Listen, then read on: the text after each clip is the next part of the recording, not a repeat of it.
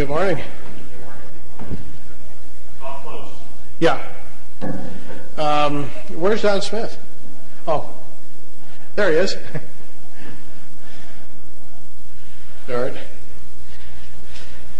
We're only 11 minutes off schedule here, so that's not too bad. Actually, we did need to stagger a little bit. So are you ready with the video? Okay. We're rolling. Welcome to the 1995 Extraordinary Science Conference, our morning workshop. The workshop schedules, we have a quick note. The one that says Mark Hendershot, Mr. Hendershot was not able to be here this morning, so Joseph Newman took his place. And this workshop is labeled John Picard, and he was not able to be here, so we have Don Smith in his place. And interestingly enough, Mr. Smith and Mr. Newman are talking about pretty much the same type of thing, just two different approaches, and that's a really neat thing. I first met Mr. Smith last year at the International Tesla Symposium. He was quite a hit last year, just really bent a lot of people's minds and erased a lot of preconceptions. So now we're going to have a chance to explore Don Smith's work in detail. So please, let's welcome Don Smith.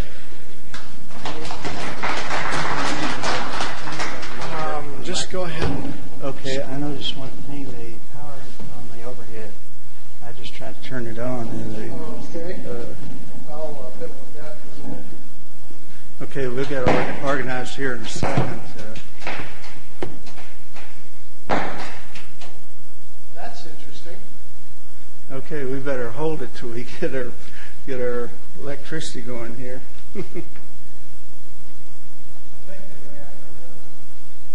Okay. Yeah, go ahead. They're running after another one. I'll make sure they are. Okay, well, until this thing really gets to going, where I can put some things on for you, some overheads. I'm going to work largely from overheads, and the floor. Talking to the microphone. You can take that off the stand too. Okay. I'm going to work largely from overheads, and the floor is... There you go. Okay. I'm going to work largely from overheads, and the floor is going to be more or less open to questions as we go along. And then at one point along the way, we'll stop and we'll look at some of the devices, overhead devices. How many of you were here last year? So I'll know what not to repeat. It looks like I could probably repeat a number of things that we talked about last year. There's a book on this which is available out at the bookstore, and I have a few copies maybe myself, and that sort of thing. I'm going to show you what the front cover looks like on it so you know what to look for. It has, in event you don't get all your notes on it, it will have almost everything that we talk about here in it. If it doesn't, well, it's got my address and phone number in the front of it, and I get lots of phone calls on these things. Last year, after I went home, by the time I got there, there were several hundred phone calls on the answering machine, and I got from 20, 40 to, I guess the highest day, maybe 80 phone calls from people from all over the world, and sometimes in the wee hours of the morning. And the book that we're talking about, they have some of them in the library, and I have a few copies myself in case you miss out on the ones over there. I noticed they didn't appear to have very many of them, so they must have another box somewhere. Okay, this is going to get interesting because I'm probably going to have to come down closer to the overhead so I can start putting things in. And I don't want to get in front of you, so let's see if I can get over out of the way here. Okay, well, that's the front page on the book that we were talking about, and it's growing. There's going to be about 400 pages in the book, and it's going to look real nice when it gets finished. I noticed that Joe Newman over there has already got his book finished pretty much. It looks real impressive. And he's doing some of the things which I'm involved in. I notice he's using the 200 kV capacitor there, which is one of the tricks to getting useful energy out of one of these devices. Basically, you have to have some way of storing the energy in order for it to become useful. And there's several ways of going about making it useful. One would be using a diode bridge. And the problem there is that most of the diodes that are available aren't high enough frequency or high enough voltage or amperage. You can get diodes that are above 2,000 amps, but generally speaking, the frequency rating on them eliminates the use of them. There's an interesting way around that, however, because the equivalent circuit of a diode is basically a capacitor with a resistor shunt on it across the two poles of the capacitor. And when that's in, yes? Then we can just use the old vacuum tube diodes. They seem to be... Yeah, well, you can use those. They'll get you into some higher frequencies and maybe even some higher voltage.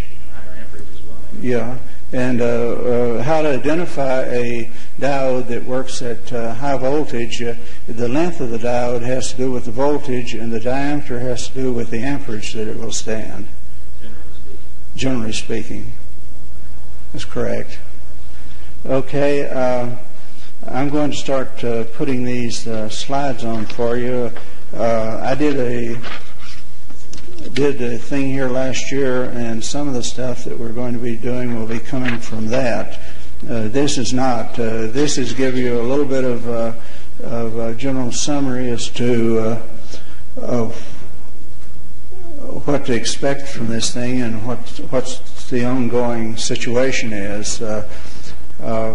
There were numerous people who approached me wanting rights to manufacture the thing commercially after I was here last year, and a lot of them turned out to be promoters, and a lot of them turned out that they didn't get along with each other or the money source or me either, and I had to run some of them off. And for the last 6 months, I've been trying to get rid of one group, and I did get rid of them. I got along real fine with the funding source, but I didn't get along well with the guys that had gotten in between.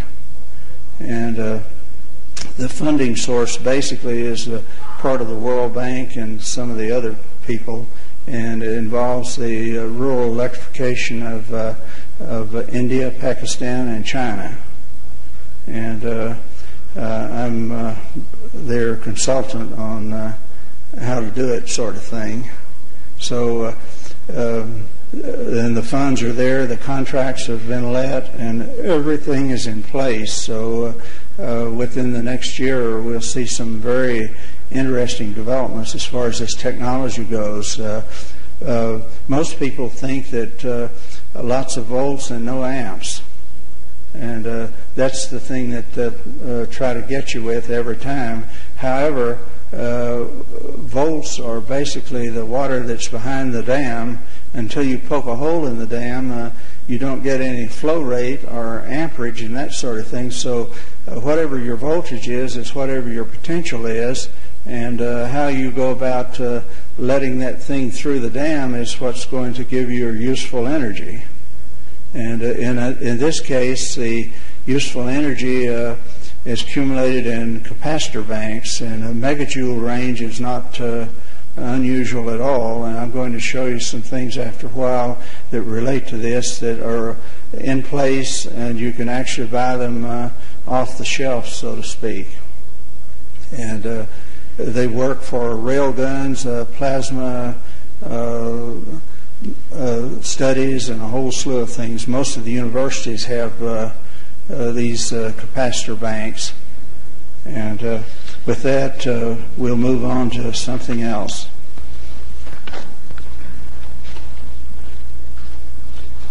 One thing that we need to take note of is that you're always faced in this type of thing with whether something is unity or over unity or what happens in that case.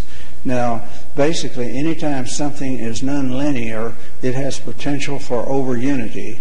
So if we go back to the time of Galileo, and we find that he had the first two laws of motion in place, And along later came a fellow by the name of Isaac Newton, a farm boy from studying mathematics in Cambridge University, and he added the third law and also changed it from the laws of motion to the conservation of energy laws.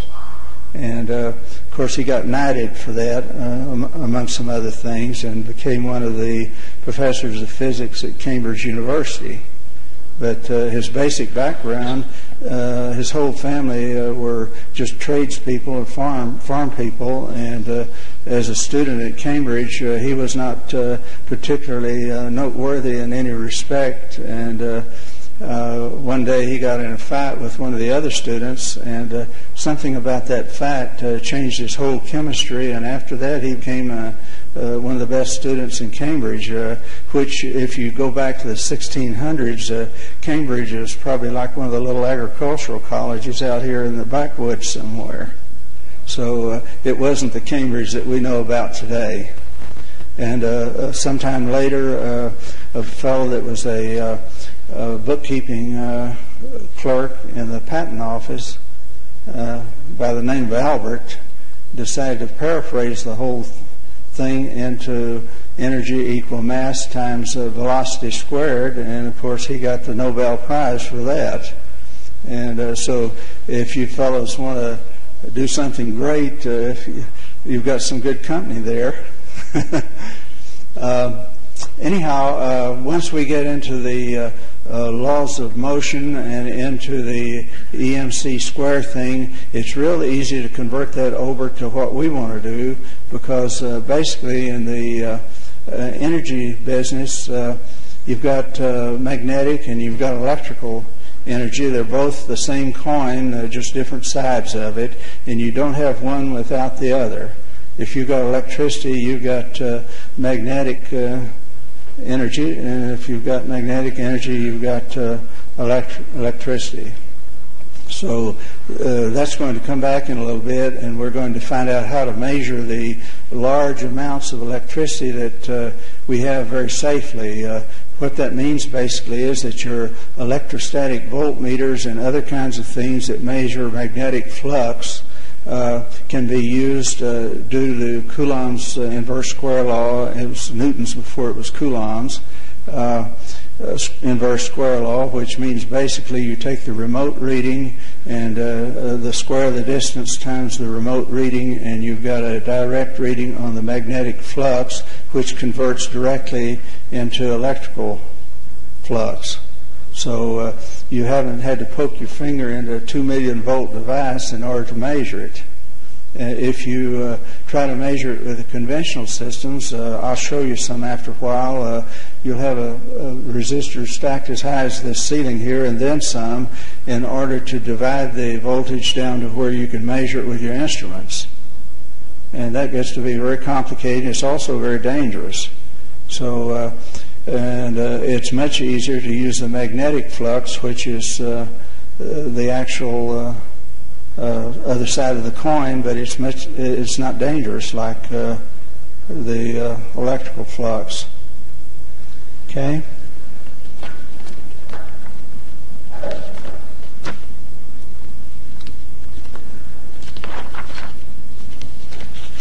Okay, electrons provide us with a lot of different kinds of energy. We see that we have a source of electricity, we have a source of magnetic energy, we also have spin. When the electron spins, it gives off energy. It also gives off light. When two electrons get too close together, they immediately push apart, and when that happens, you get a flash of light. That's where your daylight comes from. It's the electrons that are coming in from the solar plasma that impact the Earth's on the side of the Earth that's spinning into the solar plasma, and when they get too close together, you get flashes of light, and that's where your daylight comes from. If you get outside the Earth's field, you just have dark. It's very black out there, and you see stars off in the distance, and they're just pinpoints of light. The sun itself just looks like another star. So to give you some idea as to where the energy is coming from and what happens then.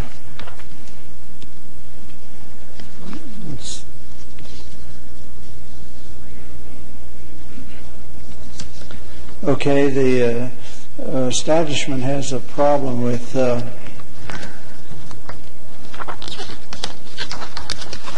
this term unity.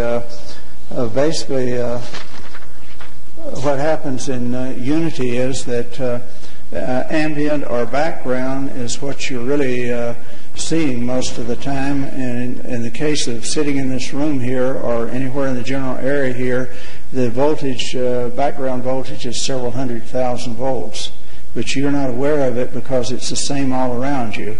So if you want useful energy, basically what you have to do, you have to get above ambient or below ambient. The water has to try to go back down the hill, so to speak, or things try to equalize, and otherwise you have no useful energy. So the fact that you have all this electrical energy around you, which can be measured fairly easy, doesn't really mean anything because it's not useful to you. And apparently it's not all that harmful either. Okay, we'll go from that. Whenever we start doing our conversion from EMC squared to our formula, which we're going to use, remember now that half the energy is magnetic and half of it is electrical. So we're going to put it's crooked. Okay. Half the energy is electrical and half is magnetic. So we're going to have to multiply our formula by 0.5, which is half, in order to get, say, the electrical energy, which is what we're actually looking for. So whenever we're going to let, in our case, energy, we're going to let it equal joules, which happens to be a universally convertible unit. And we're going to say that joules equal mass. In our case, mass is going to be coulombs or electrons or whatever you want to call it. And the way we're going to collect those things is in a capacitor. So our formula is going to read joules equal 0.5 times capacitance times, in our case, velocity is going to be potential or voltage. And those things convert over relatively easy. And the next thing we have to do in order to ascertain how much energy is there is to take the number of cycles per second. So we multiply what we have just got by cycles per second. In capacitance, we're using our farads. So we've got something like 3 or 4 zeros, and then we've got a number. And then we're multiplying that times the voltage, which say is 100,000 volts or more, and that sort of thing. And that's going to move the decimal point over some in your favor. And then that doesn't really amount to a whole lot of electrical energy at that point. But whenever you start multiplying the number of cycles per second times that, then all of a sudden you've got an awful lot of energy. And basically what happens at that point, you pump it on into a set of capacitors or a capacitor bank, and that capacitor bank takes it on from there. And one of the slides I'm going to show you in a little while shows you that in 1893 that's exactly what Tesla was doing.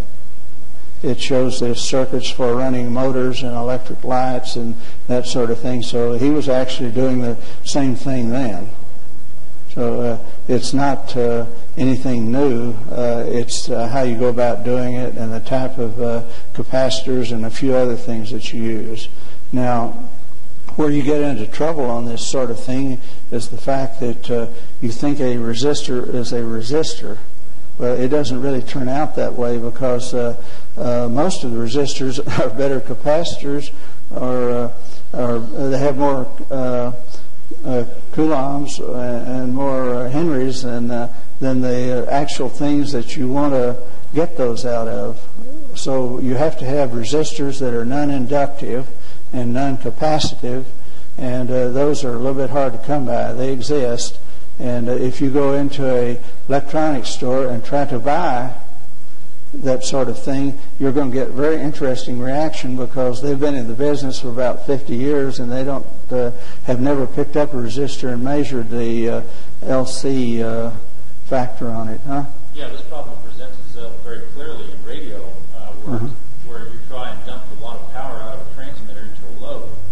If you use a large, say, 50 ohm wire wound resistor, the inductance of that wire wound resistor will present a different impedance to the... Yeah, it messes up your impedance, and your device doesn't work, and a whole slew of other things. Now, since last year, there have been hundreds of people that have tried to duplicate what I did, and there's about 12, I guess, out of several hundred that were successful. And the main reason most of them failed was the impedance problem, because when they started putting capacitors and resistors and various other things in there which control the timing circuit so that the different coils could talk to each other, well, basically they blew themselves out of the water. And none of them, or very few of them, ever bothered to check to see if there was something there other than resistance or capacitance or whatever, or even in your L1 and your L2 coils. For example, some of the L2 coils I have like 300 or 400 microfarads, and that's not... Yeah, well, you can change that very quickly. Basically, what that tells you is that instead of having 400,000 cycles a second, you got 400 cycles per second, which actually that's kind of interesting, because that's down in the range where you can start running electric motors and such. So the potential exists there for going directly to the motors instead of having to go through several stages to get to them. Because a lot of motors run at 400 cycles per second. The ones that are used in airplanes and the controls of airplanes and a number of other places, and they have a lot of torque on them. They're small, they have a lot of torque, and a lot of horsepower for the size.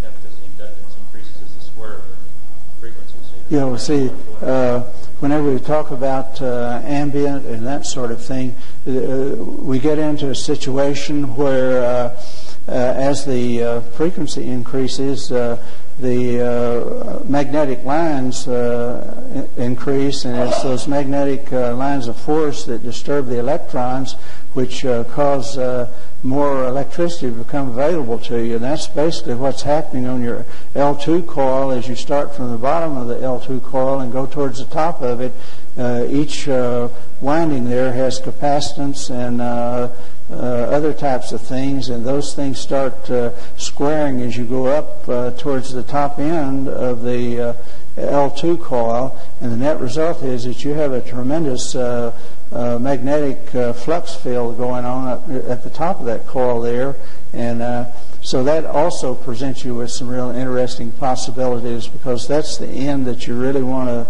to get your flux off of in order to go ahead to your next stage. And a small coil, I'll give you a for instance on it. Say that that L2 coil has 100,000 volts potential, okay, and it's cycling, say, at well, it's normally going to be above 20,000 cycles per second. So in order to ascertain how much energy you've got available to you, you have to multiply it by the number of cycles per second. So you can see that with 100,000 volts output on a Tesla coil, that you've got way into the high megawatts or megajoules. And if you've got a way of containing that energy so that you can get it onto the next stage properly, which that's your capacitor banks. And a real nice capacitor bank for a megajoule production deal, they're available, I want to say, off the shelf. That's not really true, because there's no two of them that are ever alike.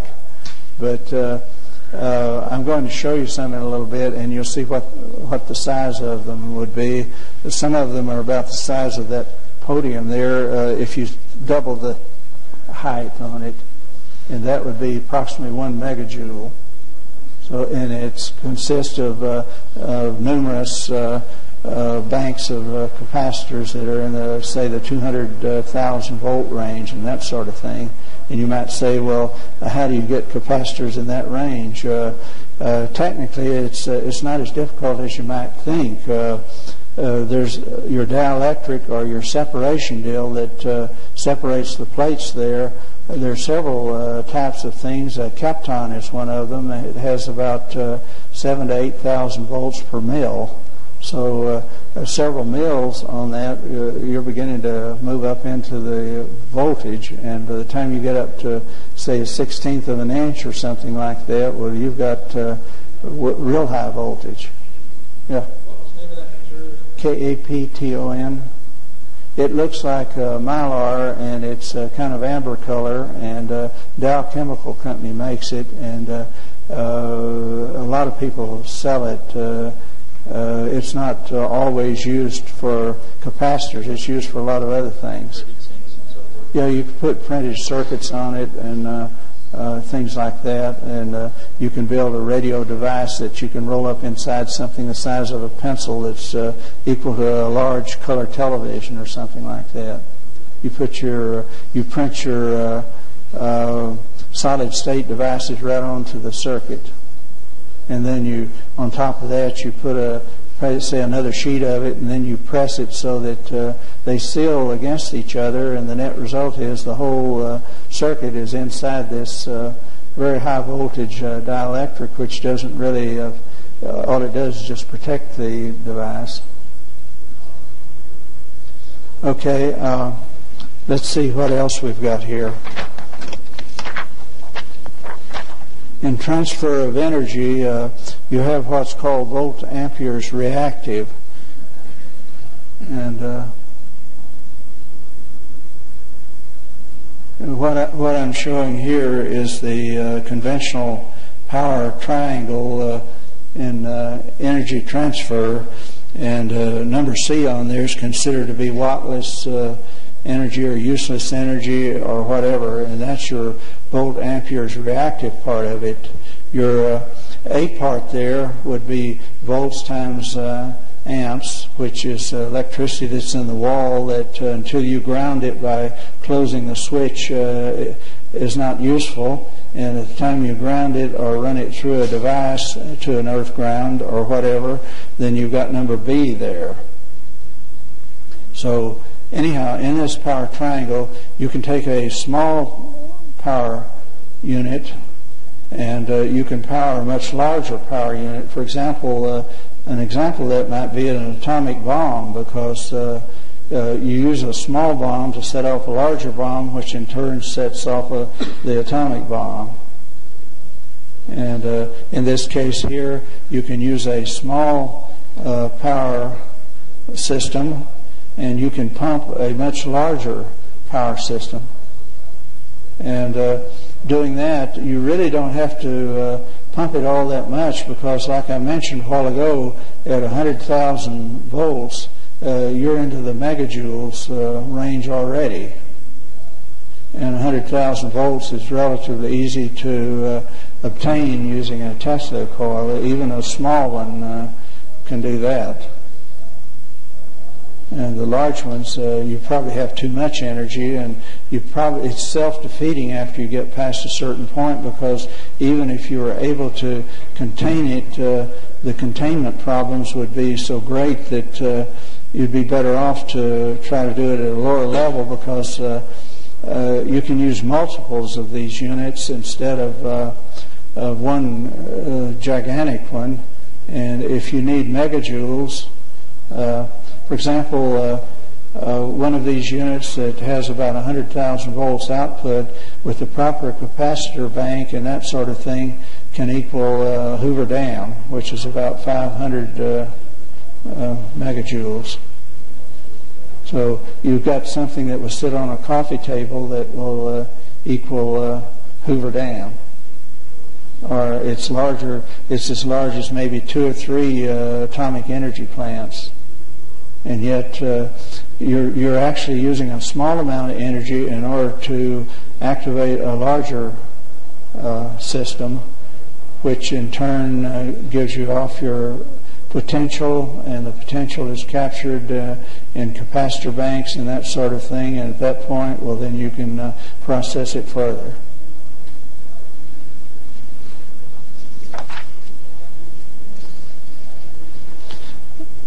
Okay, I'm going to show you the formula that relates to what we're talking about. And then we're going to run some case histories and let you see what happens from there. Okay, if we have any questions as we go along here, be sure to let me know. We're going to stop after a while anyhow and take questions. And we've got enough material here to go for several days, so we're not about to run out of things to talk about. So as you see, joules is a universally usable term for energy. A brewmaster, English brewmaster, in his brewery had all kinds of different kinds of machinery, including electric and steam and other types of things. So he came up with a unit which was convertible into other systems. Basically, a joule is a watt second. It's a volt times 1 amp times 1 second. And that's not a lot, but when you get into millions of them, it becomes a lot real fast. So we're going to be seeing this same formula over and over again as we go through the documents. Okay, we're going to skip over onto something else and then come back to that formula. In the law of squares, where you see this a lot is in nature. For example, in the case of a human being, you take one cell and it divides and it becomes 2 cells, and then 2 become 4 and 4 becomes 16, and by the time you've squared that thing several times, well, you're into a million. So this same thing applies out into the universe in a lot of other areas that we know about. In our case, the electronic flux that we were talking about is you move from one unit of electronic flux to a larger unit of electronic flux. These things are squaring, and as the flux squares, the number of electrons are being disturbed is squared, and the net result is that you end up with a lot of energy that you did not have there previously. So the people that have a problem with over unity, basically everything that is useful is above ambient, so everything that is useful is over unity. And whenever you start squaring it again, as the laws of nature dictate, not only in living creatures but in the field of electricity and other areas, we see that it doesn't take very many of these leaps until you have a very large amount of electricity looking at you.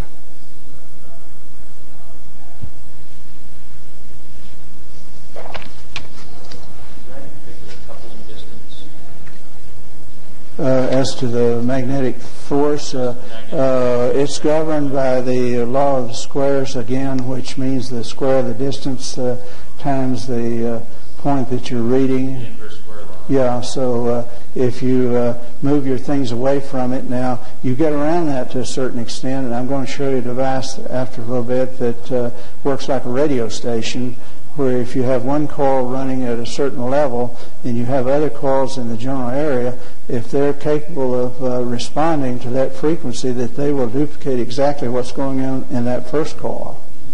So you can have one coil that's running at a certain energy level, and you can have dozens of other coils sitting around it, and they may be different distances, but the fact that they're being stimulated by this central source, they start reacting just like they were that original source.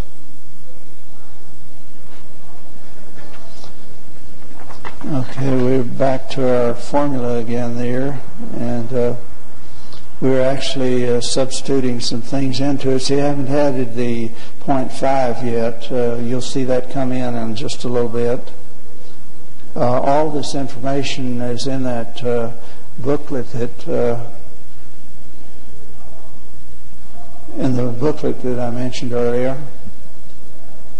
And there's also some schematics and things which all along I've tried to get people to build their own device. And okay, well, here's where our point 0.5 comes in.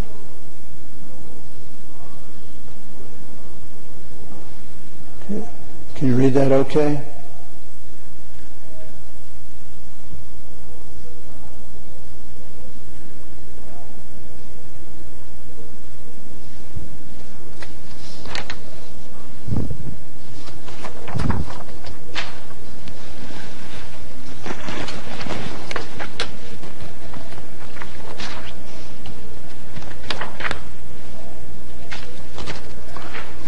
This table could be a little larger. Okay, well, you're going to see the same formula, but it's going to be with some things added to it. I'm beginning to show you what happens, and then I'm going to take a real big jump just momentarily. So you can see that I had mentioned earlier using this, I'm trying to demonstrate what happens with the 60 cycle system and why the amount of energy that comes out of it is not as high as it might be otherwise. That number of cycles per second is what you want to watch for, because it's building or ratcheting up the power level for you. So we don't see a lot of energy on this thing, but we're going to very shortly and see what happens. The same formula is going to turn up again.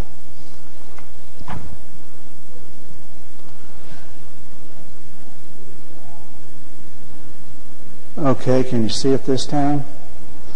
And you'll notice that what happens whenever you have 100,000 volts of electricity, which I had mentioned earlier, and when you start multiplying it by the cycles per second and the other factors that enter into there, you can use much larger capacitors than I've used there. I've used relatively small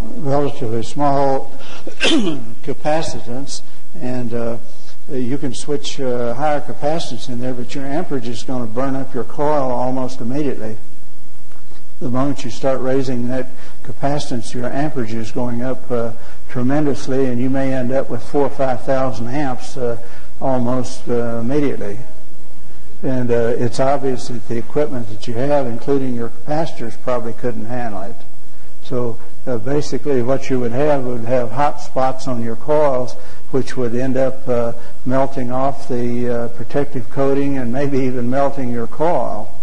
And the capacitors would probably fail because the dielectrics and other things would be heated up so much inside that you couldn't build a capacitor which would function with that kind of amperage. So how you get around that, you have banks of capacitors in parallel, and none of them individually are loaded to the extent which would cause failure, but by the same token, all added together, you end up with a product that's very high, and you end up with an awful lot of amps and an awful lot of volts. And where you see this in practice, the rail guns, which the military works with, is one case in point. All the universities have high energy departments, and most of them have Marx generators and other types of things which produce very high amounts of energy from a relatively small device. And I'm going to show you some of those after a while, and you'll see some multi-megajoule devices that are not very large at all.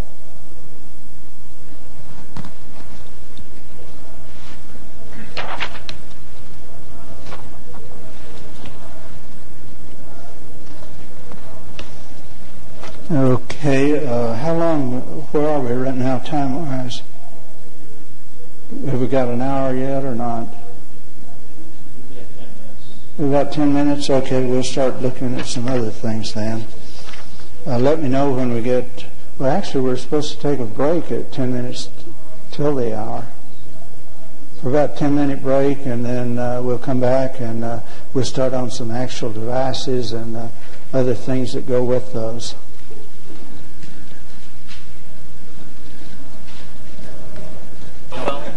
There are things you can do sometimes.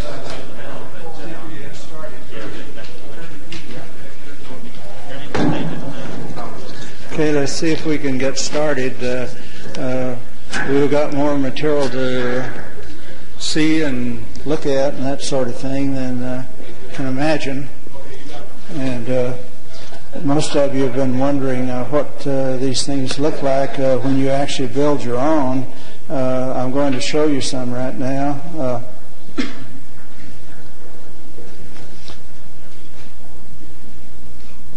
Okay, those did not come out as clear as I would have liked for them to.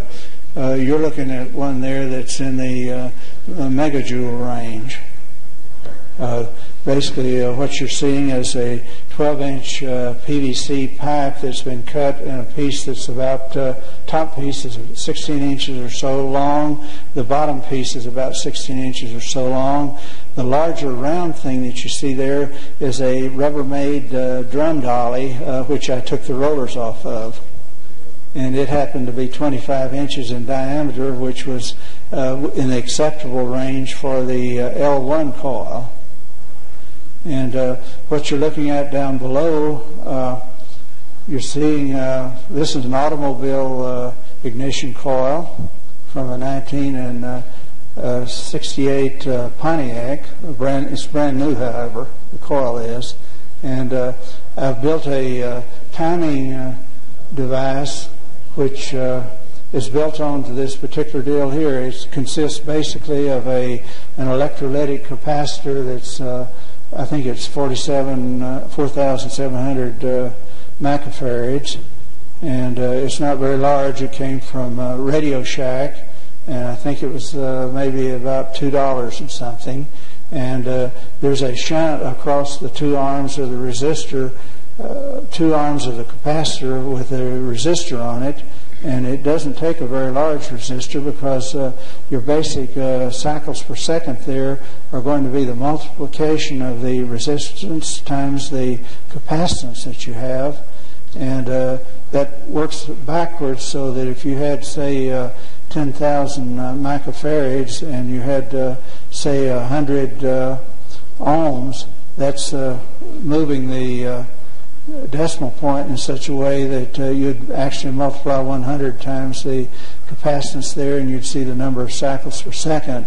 Now, in this particular case here, since we're using an automobile ignition coil, we know that the RPM on an automobile is, when it's running at normal speed, is maybe 2,000 or more RPM, and you've got 8 cylinders there, so you would think that the times off and on of that particular automobile ignition coil at its normal frequency would be about, say, that 2,000 or more times of your capacitance. Let's see. So your cycles per second there is going to end up being like, say, 14,000 or 16,000 or something like that, which is not very many cycles per second. But it turns out that that's enough to make a dent in things, and if you multiply that times some of your other factors, well, you end up with a lot of energy out of this particular coil. So this is one that you can build yourself real easy. Yes? How much energy are you getting out of that? Well, this particular one, there's 2 computer programs which are available normally, and then I have a couple others which aren't normally available. And I used every one of them and ran the thing, and I came out with very, very different answers from each one of them. This one was supposed to have come out 400,000 volts at a fairly high cycles per second sort of thing. And whenever I got it built, it turned out that the capacitance by the large diameter and the capacitance between those wires, it came out with a natural frequency of 400 cycles per second, which a while ago I was mentioning that it's possible to build these coils so that they will run down in the range where you can get electric motors that are set for that particular cycles per second. Yes. What kind of wire are you using out there? Well, what you have to watch out for is the fact the voltage difference between 2 wires. So if there's 750 volts different protection on one wire there, between the 2 wires you would have 1500 volts possibility that you could play with, so that you could have a differential of voltage going as you go up of 1500 volts, and you'd probably want to stay at about 1000, which would give you a 500 volt safety factor. In this case, there's 130 turns on that thing, so it'd be 130 times your 1000, say, if that's what you put on each turn of your L1 coil, which would be this one. It has 3 turns. Your L1 coil's got 3 turns? Yeah, this one has 3 turns of number 8 wire. Yeah. The L2 coil has how many turns? The L2 coil has 130 turns on it, and it's number 14, I believe. It's multi-strand wire, because if you use the solid wire, it's very difficult to control and make it look nice. The solid wire goes its own way. It's very difficult to make it. Sir? What type of wire? Yeah, it's not truly Litz type wire, because to be Litz type wire, each individual strand, when there are many strands, has to be individually wrapped with a little piece of cloth or something to be a true Litz wire. But it would qualify as a Litz wire under the terms that we would use maybe today. Like grounding cable on a lightning rod, Yeah, basically what happens is that these multi-strand wires are made for DC, generally speaking, which any sort of resistance knocks the DC down real quick like. So you're using a DC type wire, but you're using it with AC. What are you using there on your secondary? On the it's a multi-stranded wire. Where do you get that wire? I got that at one of the electronic supply houses, but I noticed that Ace Hardware and some of the lumber supply places have very similar wire. What gauge is it? It's number 14. What voltages were developed in the secondary?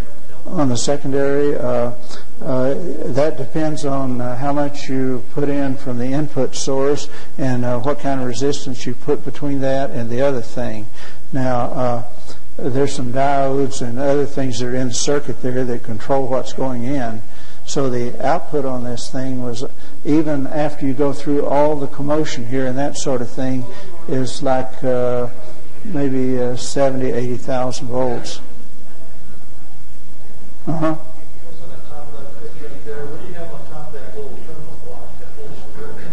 Okay, kind of direct me a little bit. Here's the detail on this thing right here. So, well, the spark plug goes to the earth grounding. That is, you've already passed through all the circuits, and your timing is all set and that sort of thing. And as a control on the load that's going to be built up, your potential that's built up, this thing, it goes to an earth grounding. See, if you notice on the output coil here from it, there's only one wire coming out. Okay, somehow you have to get back to your negative pole on your battery or a ground plane or something like that. So in this case here, there's another cord that hooks onto this, and it goes to an earth grounding, which there's an earth grounding. It comes off of one corner of that high voltage coil there. It's a small orange and yellow mechanism in a U-shape right behind this spark plug. I couldn't understand. On the terminal block, what is the small orange and yellow mechanism? A small orange and yellow. Actually, what I've done here, you can't really see it, but I've got a circuit that's going along here with a capacitor on it and a resistor, and I folded it back. Instead of having a series thing looking at you that would go out like this, I've gone down, skipping the contacts there, and then I've come back to a certain point. So I've got a resistor and a capacitor in that deal. It turns out the capacitor is about this long and the resistor is about that long. So the net result is I loop back, and that orange thing you see there is my where I had a blank space that I had to bridge in order to get the circuit closed, and that's what that orange thing is. There's nothing magic about it. Yes?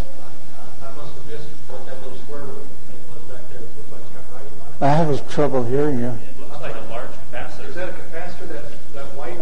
Yeah, you're looking at a 10,000 volt capacitor there. It's reconstituted mica, and it's building up. That's actually what's it's working between the blue one here is the negative lead coming back from the L2 coil. The one that's white here is your positive lead going out. So between those two, in relation to your other things, you've got this 10,000 volt reconstituted mica capacitor, which how that happens, they take mica and they break it up in little bitty pieces, and they mix it into a glass ribbon type deal, and that becomes your dielectric in this particular case, and they go to very high voltages. I'm going to show you some in a little bit that go to over 250,000 volts. Yeah, this one here was what farads it? It's 0.01 microfarad at 10,000 volts, and I think it cost about $200. The mica capacitors are a little bit hard to find, and no one likes to admit that they have them. And even if you find somebody that has them, they'll be looking right at it, and they'll be looking at you, and you'll be asking them if you tell them what you want to buy, and they don't have it. In this particular case here, this one came up from New Jersey, and I had the listing on it, and I knew what they had. I called them, and they told me that they had them on the shelf and that they could send me one. I said, well, fine, I can use it as soon as possible. And they weren't doing anything. They were not busy at all. And they said it'd take them about 6 weeks they could reach over and touch it. And it'd take them 6 weeks to reach over and touch it and put it in an envelope and UPS it to me. So anyhow, we went round and round, and I got it down to where it took me it was a week getting to me after I located it. Yes? Does this unit, do you have any load on this device at all? Well, before you can put a load on them, you have to put it into a capacitor bank and get your thing built up so that you have something to put a load against. If you try to put a load directly onto it, it's going to detune it, and you'll end up with nothing. Okay? We have some more. Okay, that's that particular device. Okay, here's one that I'm going to show you the schematic on in a little bit. The top one there with the yellow deal on it. Actually, your this is going to be your L1, this is going to be your L2, and this is going to be an L3. You remember I said that the lines of magnetic flux on the distal end are the busy end of the Tesla coil, are very large in number. Okay, well basically what's happening there is that this is the offtake that goes into the diode bridge that you see there. That diode bridge is built on the underside of a plastic case. One half of that plastic case, it's a little box that you build electronic projects in.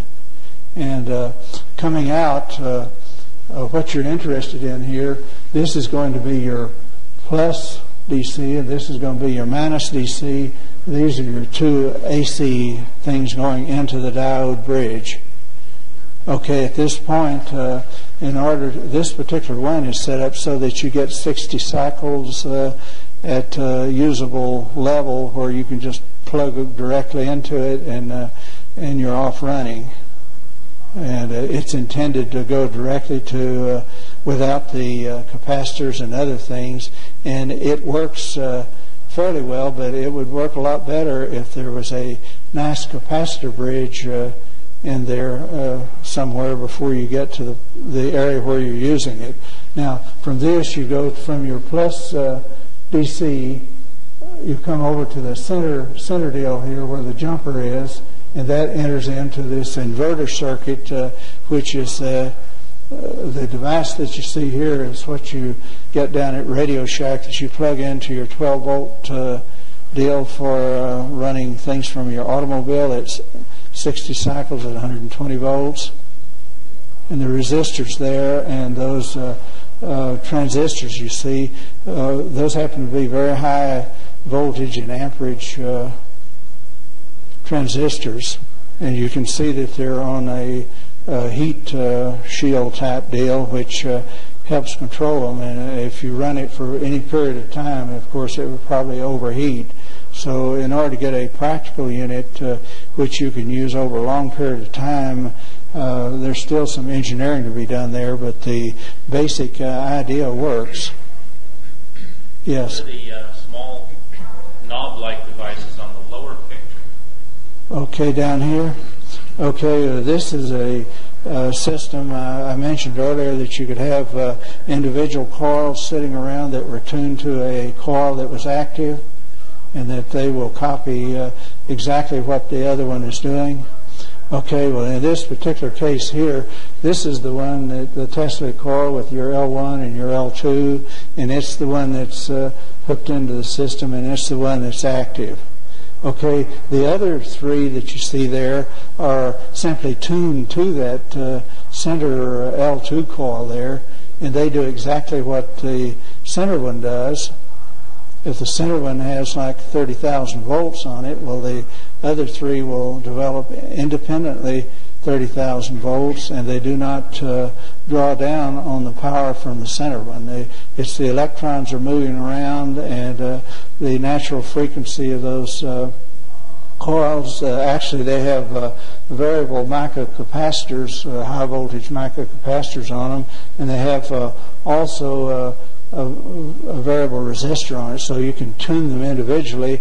And how you know when they're tuned or when they're actually functioning, there's a little neon light that you get that's got one leg with a resistor, about a 47,000 volt resistor on it, and on one leg of the wire that's on this neon bulb, and then there's another leg there that just sort of sticks out like an antenna.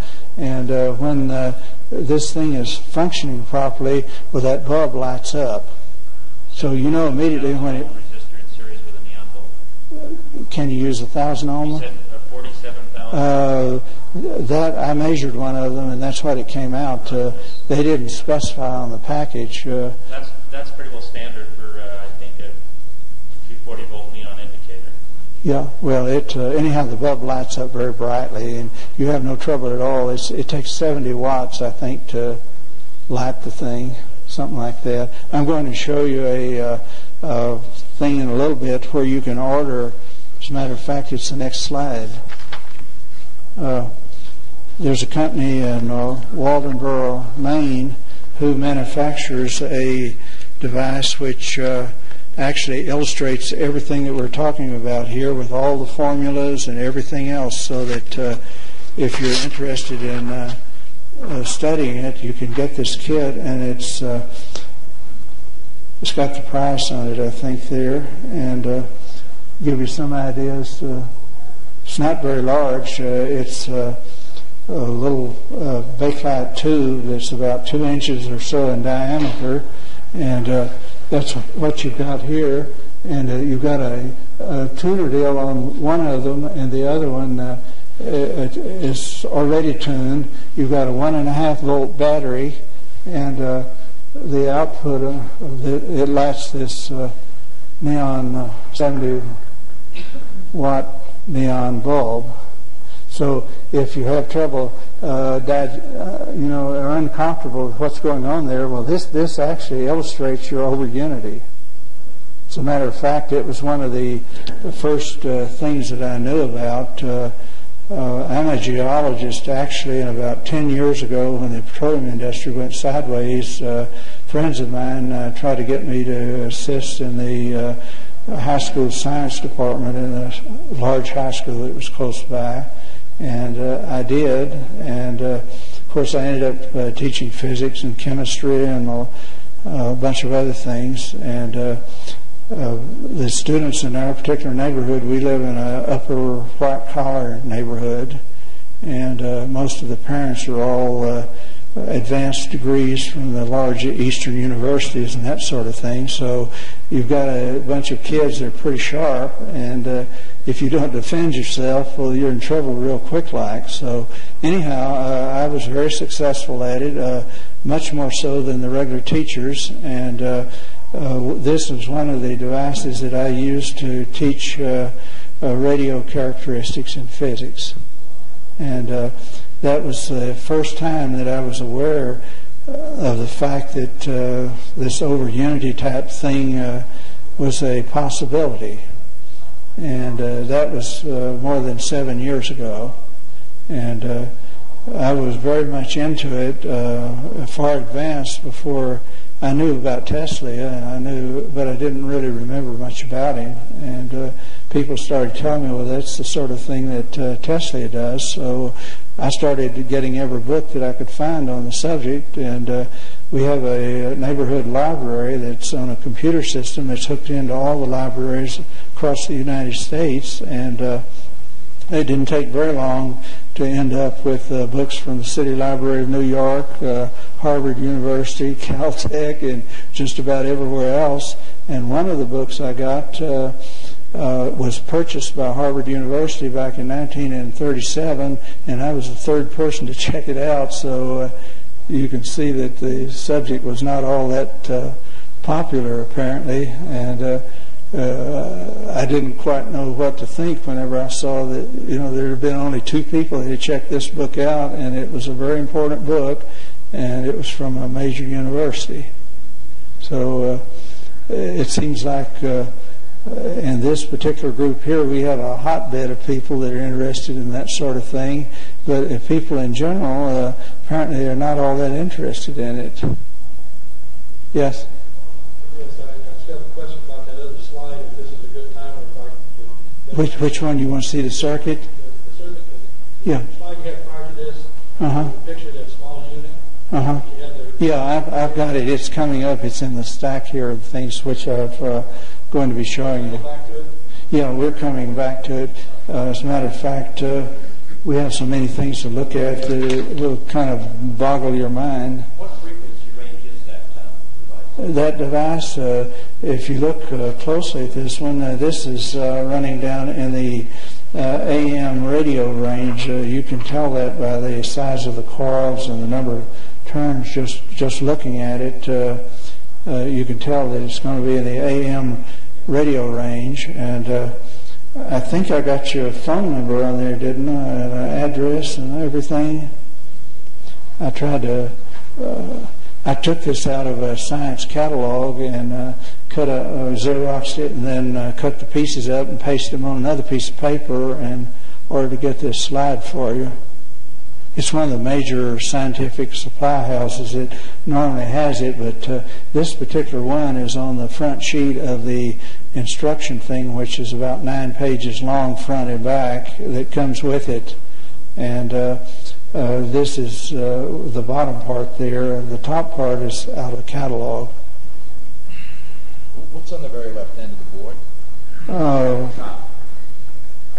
Flashlight cell? RCA. That's a 1.5 volt flashlight battery. Is RCA. So, Look at it sideways. well, if you notice what that 1.5 volts is doing, you'll notice immediately there's something there that doesn't match up with what you would expect to happen. Well, there has to be some sort of circuit interrupter, a key or something else that goes with it. Well, there's a capacitor in there. There's a capacitor that's, See the tuning capacitor? yeah, it's a small capacitor. Well, actually, you can see there's a butterfly capacitor there that's in the, like 250 microfarads or something like that.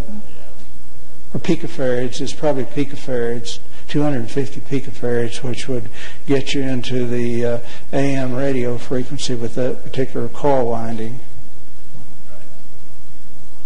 Tank circuit. Yeah, it's a tuned tank circuit, and the other one, the second one there, is on a block of wood. You can move it around the room. You know, we were talking a while ago about the coils being able to be somewhere else, and they work just fine. Okay, if you decide to build yourself a Tesla coil, one nice way to do that is to get one of these little push carts like Rubbermaid makes there, especially this one would be very nice. I think this even has the prices on it if you want to see how much they cost. If you want to go first class, well, that's one way to do it. Of course, the insulation of the plastic push cart there is very helpful to you. And you can build a little bit larger platform on the top of it, or just use it the way it is.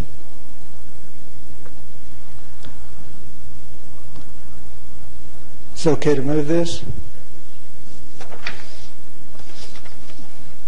Okay, let's see here. We're going to come back to that schematic in a little bit. If I don't, well, be sure to let me know. And if we get close to our second hour ending here, will also let me know, and we'll take a 10-minute break. If you want to see what was going on in 1893, here's some circuits here which are not at all different than what they would be today, except that you have better capacitors and other things. You notice there's not very many not very many parts there, and there's a tuning is built into these devices to a large extent. You notice on this particular one here, this is your L1 right here, and this is your L2 here, and you're actually tuning this thing by pushing the L1 backwards and forwards in there till it actually matches up with the tuning deal, and you've eliminated the possibility of having to put capacitors and a number of other things, because the capacitance is already built into the wire that's part of the coils. So you've simplified, and you've taken out some stages there which would create a problem for you unless you just happen to have a lot of nice test instruments, and you're able to match up your capacitors, resistors, and the characteristics of the particular coils, so that you end up getting what you want. Okay, that's your number one drawing. Number two drawing there is showing the capacitors combined with the output thing, and the top one there is set up so that you can run a conventional transformer directly. And if the frequency of the coil is something other than what you want, on that number 2, just slightly above where the number 2 thing is there, you can put a resistor or a capacitor in parallel across that particular coil there, and you can bring the frequency down to where it will match your transformer. Okay, the bottom number 2 there is showing how to light light bulbs, conventional incandescent light bulbs.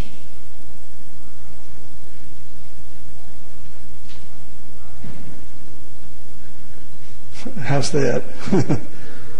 Have you ever wondered how to light conventional light bulbs? You can light fluorescent bulbs fairly easy.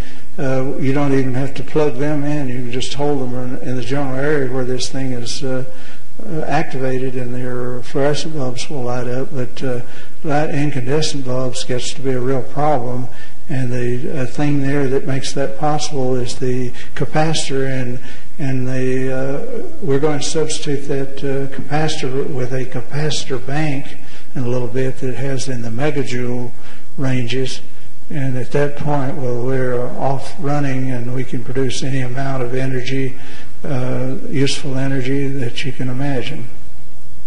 What's he doing on figure 2 up there at the top? The top figure 2? Between the left coil and the right coil, there's something in between there. What's that? The tall thing that's kind of in between there, that's a capacitor or a capacitor bank. That's these are actually Tesla's drawings. You're looking at something that Tesla himself actually drew. What is the spark gap for? The spark gap is actually control the level of energy that's passing through there. You can do it without the spark gap. I'm going to show you some fancy spark gaps in a little bit that can be used in real high volt, commercial type spark gaps. Okay, come down to number 3 there. That is a device which I built a model of and demonstrated last year. And what it amounts to is that you've got a transformer, you've got your L1 coil, and you've got 2 L2 coils there, and the base of both L2 coils are hooked together, and a ground actually comes off of this thing, and you put a timing device on that ground there so that these 2 coils are activated for 60 cycles. And one of them is wound reverse winding, and this basically what it does on part of the cycle, when you got your conventional cycling, doing this sort of thing, well, one of these coils takes it up like that, and then the other takes over and takes it down like that. So you get your conventional sine wave deal at 60 cycles directly from a Tesla coil from base 1.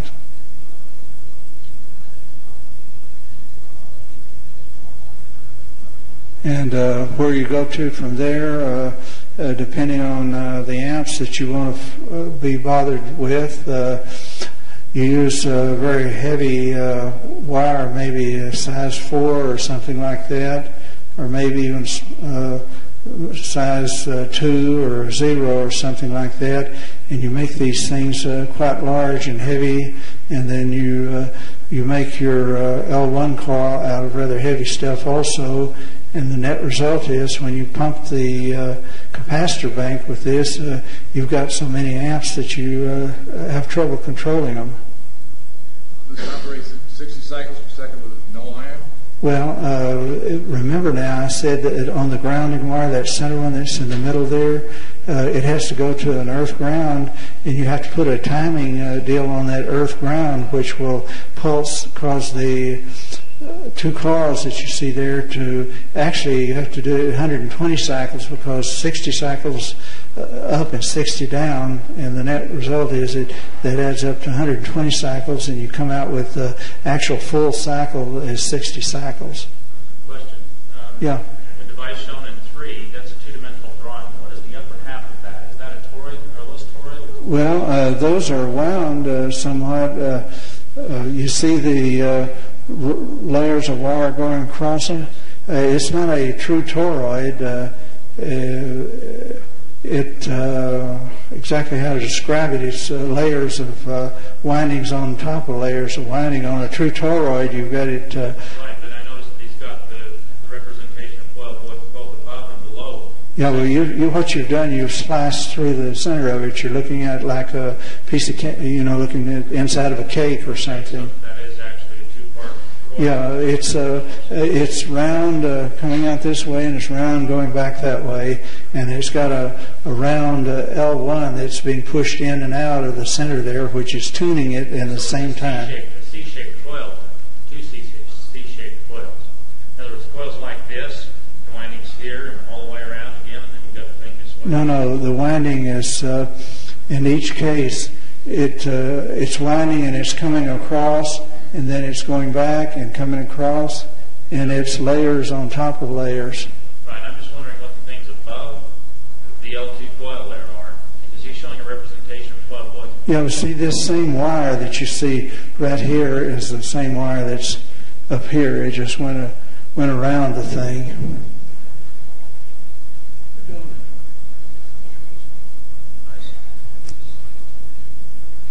Okay, we go to number 4 there, and it shows another circuit for lighting light bulbs.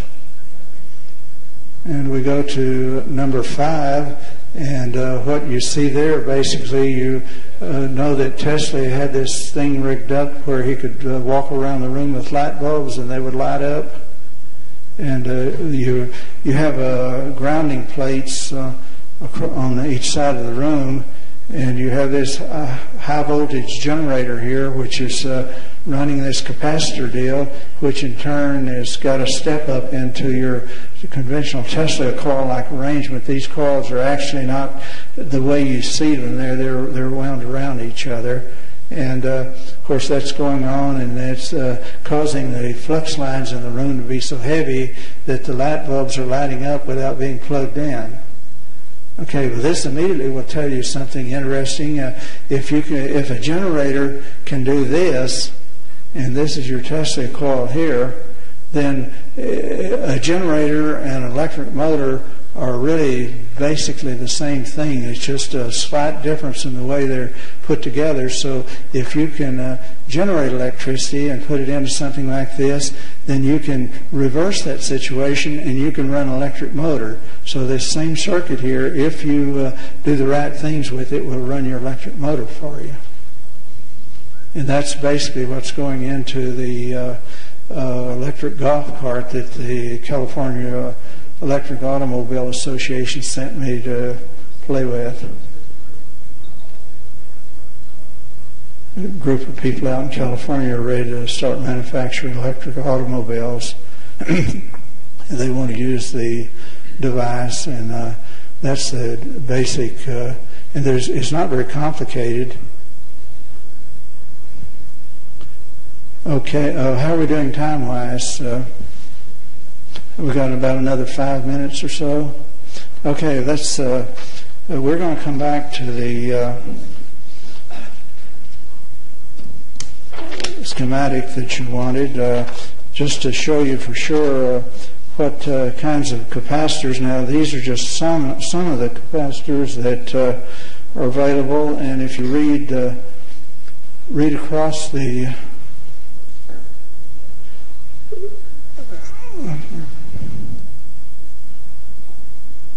see, I'm trying to line it up for you. Okay, one thing you're going to notice on there, that there's a lot of you notice at the top there where you've got kilovolts and kilojoules and that sort of thing. So these are capacitors that you got to be real serious to get involved with. I'm just showing you that they do exist. And what's the primary use in conventional technology? These universities like to use them to build for their plasma experiments, and the military likes to use them to build rail guns. And there isn't a manufacturer's name on there. Do what now? I noticed that there isn't a manufacturer. Well, it's Maxwell. Maxwell? Yeah. There are a number of people that make them. This just happens to be one of them. and I wanted you to see that they really do exist. And the dimensions, if you want to see the size, go over to the inches column there. And when you put these things in parallel in banks, you can get a megajoule real quick like. And basically they're temporary storage, that sort of thing.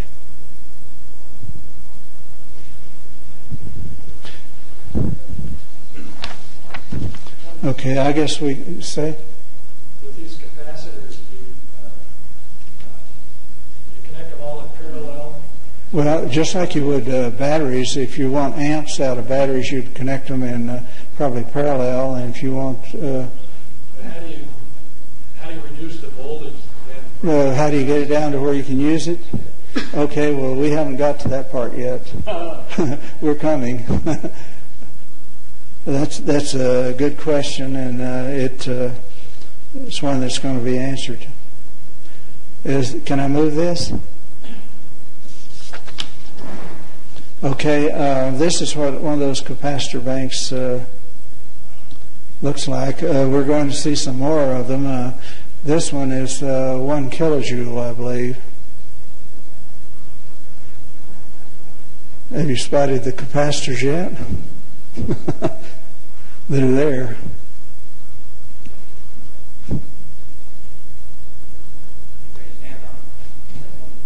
These people, that's all these people do. They build these capacitor banks. And they do a booming business worldwide. You'll see some more in a little bit that will probably look more like what you're thinking that they should look like. Are the capacitors little flat things below the cylinders? Well, what you're seeing here mostly are spark gaps, and the banks. Those are a different kind of capacitor.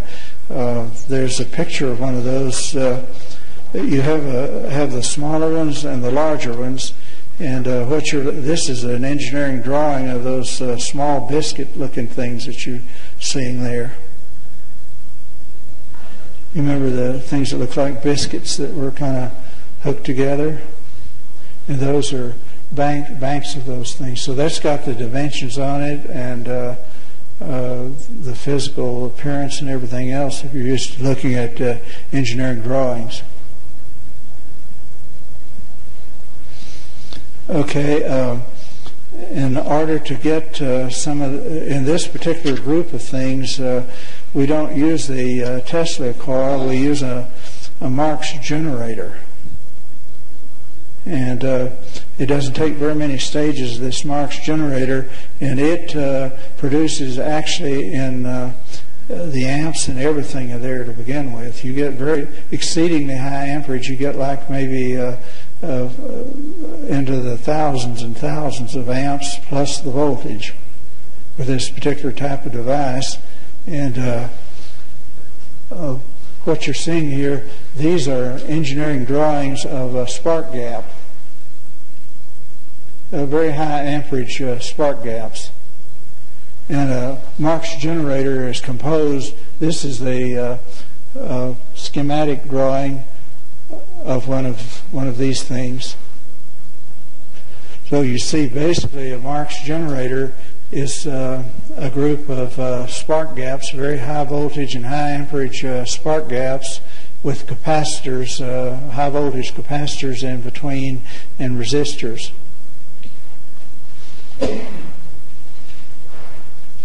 And This slide in your book, in your new book?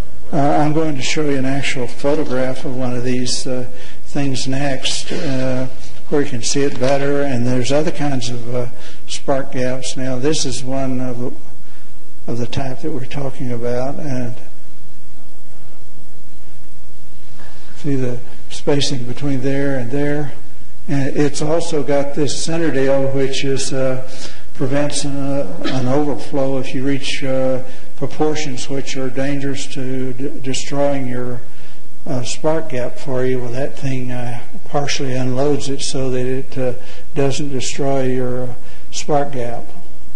Because you go to extremely high voltage of amps almost immediately. You don't go through very many stages, so by the time you've gone through 3 or 4 stages or so, you're into very high voltage and very high amperage. This is doing the same thing that your Tesla coil does, but in a different way. And the amps are coming at you. I mean, to tell you, they're there, and you've got oceans of them. So with that, we're about ready for another 10-minute break, and we've still got a long, long way to go. Could you put the Marx generator slide back up and make there any break? Say again? Could you put the last slide back up? Yeah, we'll start with that and go back through it. You're going to see some more of them. You're actually going to see a complete Marx generator sitting out looking at you and that sort of thing. Yeah. You can actually build one, like that connector block that I showed you that had the capacitor with the resistor for the timing circuit. If you get a large connector block like that, and you get your capacitors and diodes and other things to go with it, well, you can build your Marx generator on the little connector block directly and have a small scale one that still does an awful lot of damage. Could we see that circuit so we could draw? Yeah. Okay, several of you wanted to see that circuit for the Marx generator. There's a German fellow came up with this, and back before the war. And you see, basically, the basic circuit is in the upper right-hand corner, and it consists of one of those spark gaps that we were looking at. And it consists of a capacitor and resistors and other capacitors so as to control the level of energy and direct it so that most of it goes in one direction. And that's one building block there. By adding additional building blocks on it, you up the voltage and the amperage, and it doesn't take very many of them to get into a very high level of energy. And this is used largely in plasma studies, university level plasma high energy studies, and in the rail guns, and a number of other things. It also appears that you can control the frequency of the spark gap. Yeah, well, you can, by changing the spark gap, adjusting it. I'm going to show you some in a little bit where you can adjust all kinds of things on them. You can control the level of energy that's going forward, control the amps and the volts and a whole slew of other things, depending on how sophisticated the spark gap gets. This one is basically a off-the-shelf sort of thing where everything is already built into it for particular uses, and you'll see the thing all come together in just a little bit as to how the things go. Okay, I'm going to show you a different kind of spark gaps.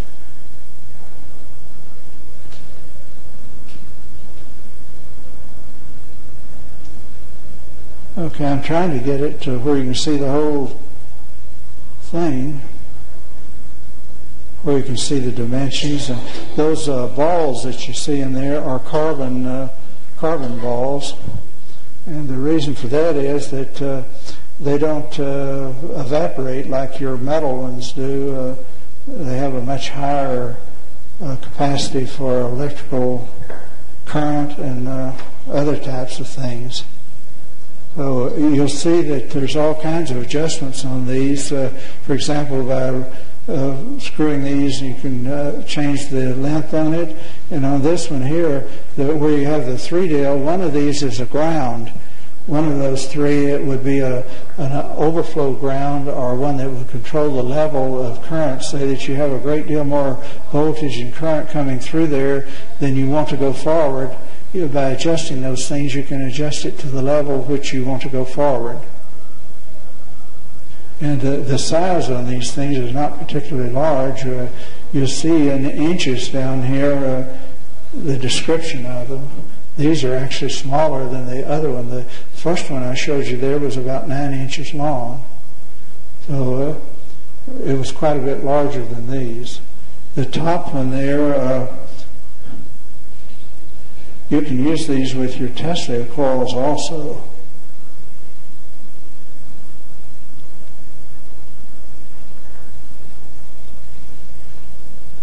Any questions on these? You see, these are made to go up to about 370,000 kV, and that is way beyond what you need to get a megajoule or a megawatt. You could almost go into the hundreds of thousands of megawatts with something like this.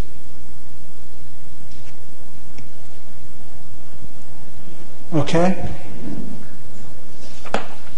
Okay, we're going to see a Marx generator, or what it actually looks like. That thing in the center there that's round, that's got the device sitting inside it.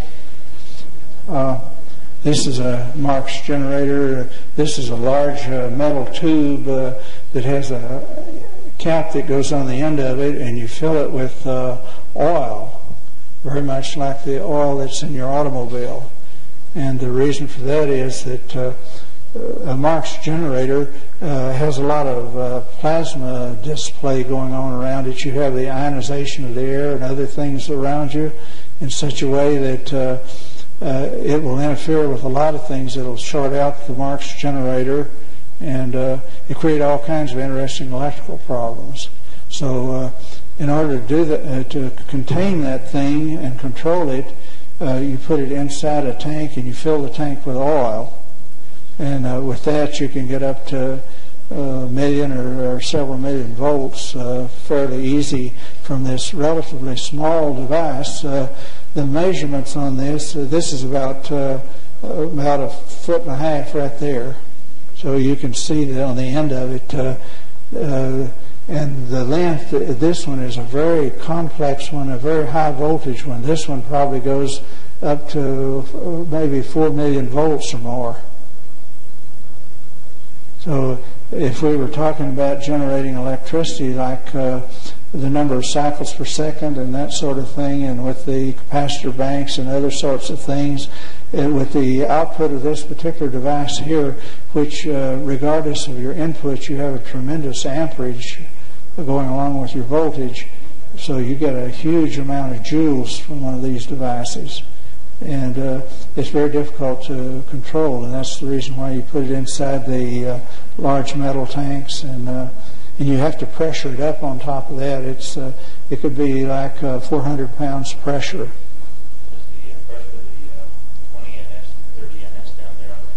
I couldn't understand. Where it says customer furnished equipment, yeah. 1,000 gallons of oil and 20 NS. Yeah, and this is sulfur fluoride, this gas, which you can use either that or you can use the shell oil that it's mentioning there, or some other similar oil. So you can, the sulfur fluoride 6 thing is a gas. It's a good insulating gas. Yeah, it's a very highly insulating gas. And I might mention something else. If you get the dielectric constant of various things, your very highest ones that you normally see are like 8 or 9 or something like that. But it turns out that the dielectric constant for distilled water is about 2,000. It's so high that it's way out of range, which means if you use distilled water and you used gold plates and things in there so that you wouldn't get a chemical reaction, that you could, by using distilled water, you could get voltage that you wouldn't believe.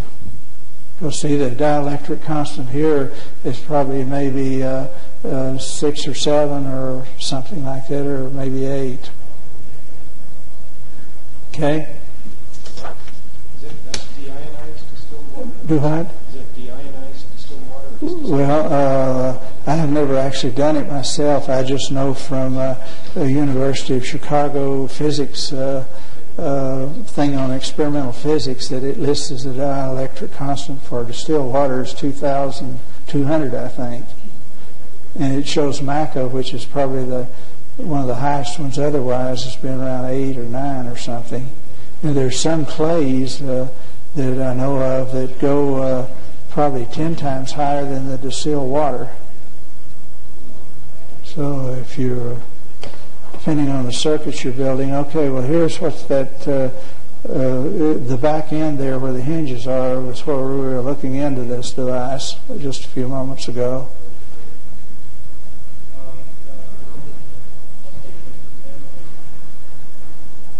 Okay, if you want to fix on the size on this thing, these wheels are basically probably about 5 or 6 inches in diameter. The Marx generator, of course, it doesn't take up hardly any of the inside of this thing. It comes that way because if you want to add additional stages to it, that you can go up into the mega joules. Where's the output of this thing? The output on it, it would be through some of the things here. They have to be very careful on the outlet on it because the sparking distance on something like 1,000,000 volts there, it creates some real interesting problems. And of course the frequency it runs at and a lot of other things change that. Okay? Okay, some of the test equipment that we were talking about that you normally use on high voltage devices.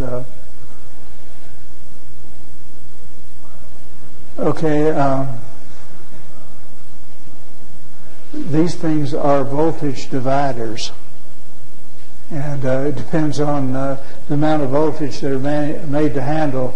These come in units between 30 kilovolts and 240 kilovolts. They look very similar to the one you see there, except they start getting longer as you get the higher voltage. And they have certain kinds of filaments inside them, and they are also pressured up. You notice the pressure gauge here, and when you've got a lot of voltage and current flowing, it also produces some heat, so your pressure thing may change on you while you're working it. But the general idea on this is to get your division on your electrical output down to where you can measure it with your meters. And the type of device that you would end up measuring with would be something like this, and I'm going to show you more details on that in a moment. But this with a proper deal like that can go up to over 1,000,000 volts. But the 1,000,000 volt deal is taller than this room here. This device, and it starts getting it's built up in sections. I'll show you one of those in a little bit.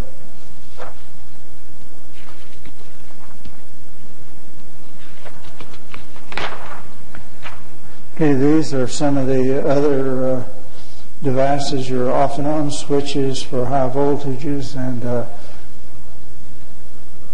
those toroids that you see down in the lower corner there come up in sizes up to 52 inches in diameter. And basically what they are, they're a capacitance end that you put on the busy end of your Tesla coil to keep it from sparking unless you really want it to. It's a capacitance device which you load, and it helps you control your Tesla coil and the voltage that's on it. Now, this is the same device with a particular, I'll have to show you, this is not the voltage divider that goes with the 1,000,000 volts. I'm going to show you one of those in just a little bit.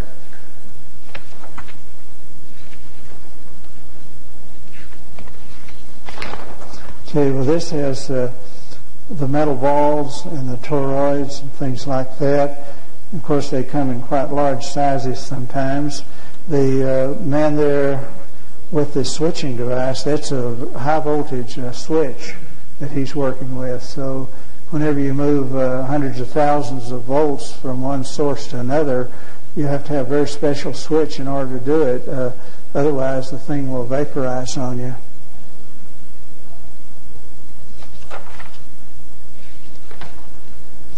Okay, this is the instrument with giving the technical description. It's the same device we've been seeing all along, with more of the technical details on it. But you see, it does go to 1,000,000 volts with the proper voltage dividers. Is it okay to go ahead?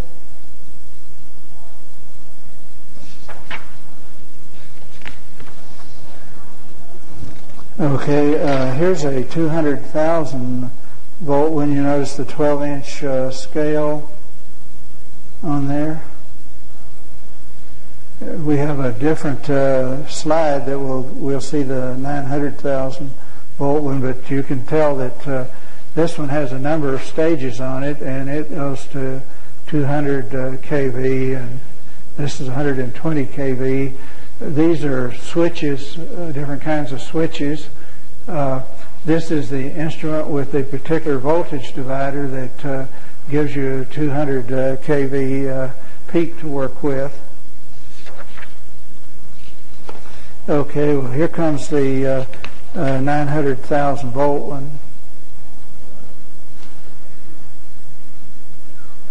You see that it gets out of control real fast, like, as to the voltage dividers and the instruments that you have to use and that sort of thing. There's actually a much easier way to do this, and since magnetic flux and electrical flux are part of the same coin, it's real easy to measure the magnetic flux with the relatively cheap instruments, hand-sized calculator size deal. You can measure the magnetic flux, and you can convert that directly into voltage, and some of those meters that read the magnetic flux actually read in voltage.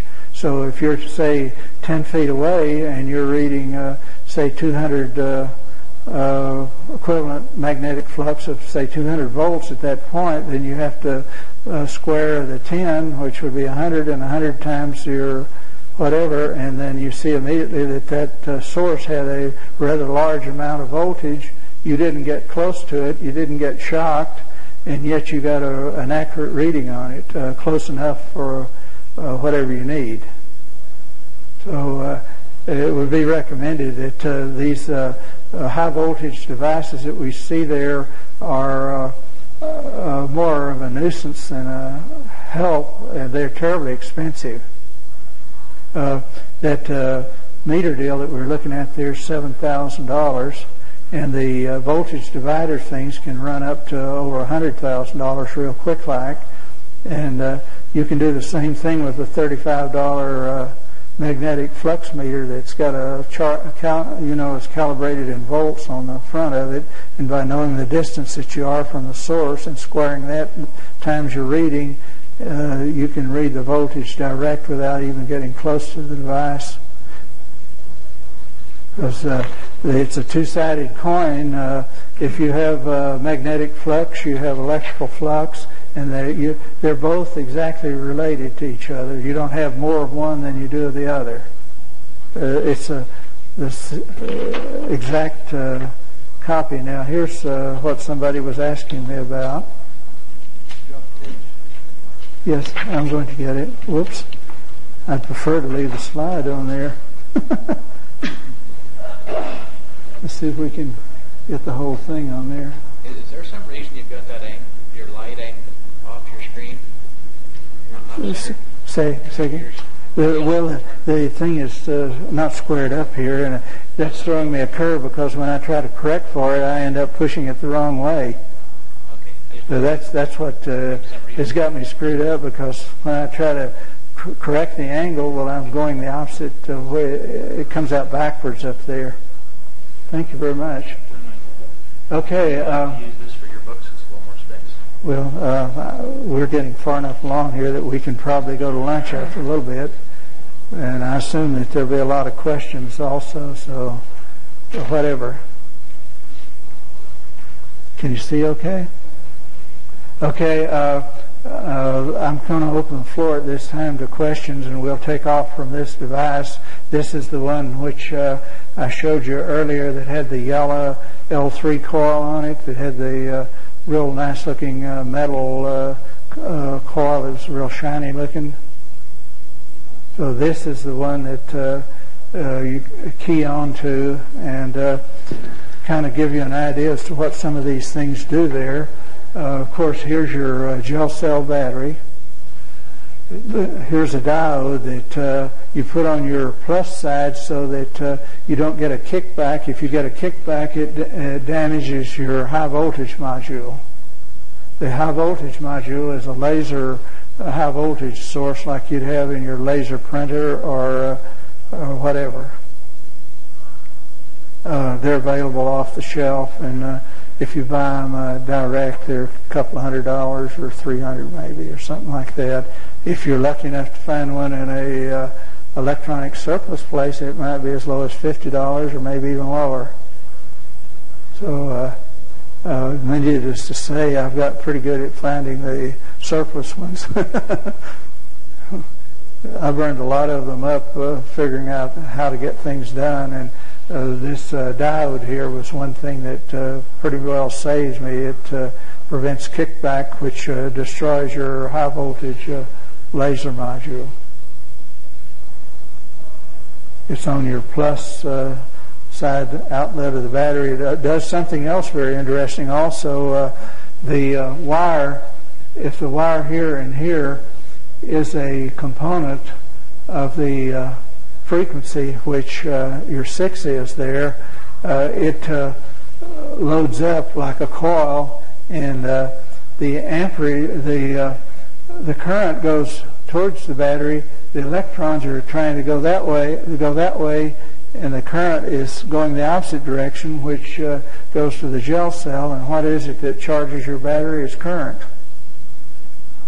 So it turns out that through accident or otherwise, this may not be true of all kinds of batteries, but I know in the case where I have been using the battery for more than a year, and it hasn't changed one bit consistently over a period of a year. So that's a pretty good indication that something is going on there which doesn't match up. And basically what it amounts to, yeah. I was just curious, you mentioned earlier that inverter is the output of that inverter is fed by the output of that 6A coil up there going Yeah. to the bridge.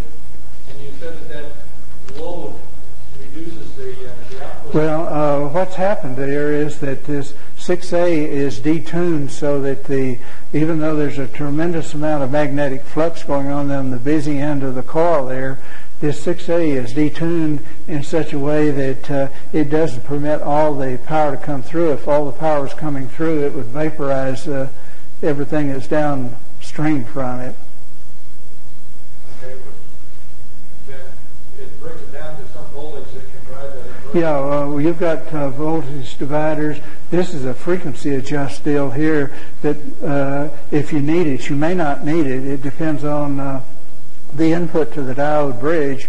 The diodes which I use are high voltage radio frequency diodes which show up in your television sets and things like that. And they start at about 25,000 volts and go up. And 100,000 is not uncommon. So you've got, say, 4 of them there at 25,000 volts in the system, and they're radio frequency, and they'll operate very well, say, at 2 megahertz or 4 megahertz or whatever. The particular ones that I've used are 200 nanoseconds, which that would be roughly about 4 or 5 megahertz. Or is anyone correct me on that? 5 megahertz. It'd be about 5 megahertz.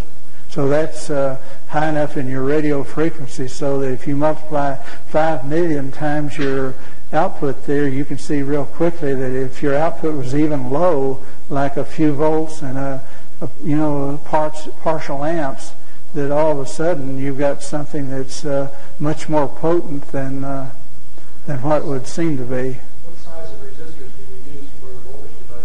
Okay, you'll have to determine those experimentally, and again, as we were talking earlier with some of the people, resistors are not necessarily resistors.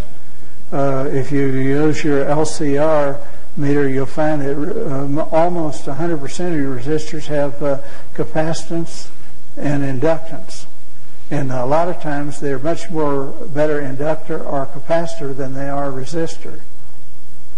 In this particular case, the deals which I use here are 220 ohms. They're 1% accuracy and that sort of thing. And it turns out at 220 ohms, they've got about 30 microfarads each. And they've got some other characteristics which change it, but it turns out that, and also these transistors here have capacitance and inductance too. So if you're trying to balance up your impedance on something like this, you can be balancing all day long and a lot longer than that and still not get anything. You've shot yourself out of the water unless you just happen to luck into it, and it gets to be very skillful. Now, the way you get around that is that there are capacitors and inductors and resistors that are actually just that and nothing else. And if you go to your electronic supply and try to buy one, you get very interesting response. I can tell you, because most of them, even though they've been in business for 50 years, won't know that. Is there some place to start with the value of those resistors? Say again? Is there some place to start with the value of those resistors, like the number 11s? On the dividers, these voltage dividers here, what those are doing are correcting the voltage so that when you get downstream, you've got what you need for downstream. You notice there's one on the plus side and one on the minus side. And there's also a capacitor in here to take the ripple out, because when you come through that diode bridge, you've got rippling DC. And Voltage are you dealing with down here in that? how many volts are you dealing with when it comes out? Well, down here at this point you're at 60 cycles and 120 volts. Before that, back up to that capacitor. Going backwards? Okay, well, you have to allow for some degrading, but when it reaches this deal here, the basic deal here is the inverter that you buy down at Radio Shack, which you plug in your automobile cigarette lighter, and you get from 12 volts DC, you get whatever. Now, what I've basically done is tapped out of it and tapped onto this system and put those dividers in there so that everything is adjusted to what you want to have coming out at you. With a small battery there, an input, how much output can you get out of that? This particular one here is about, I think it was about 12 amps and about 120 volts. And how much is it? You could get a much larger amount. You could get,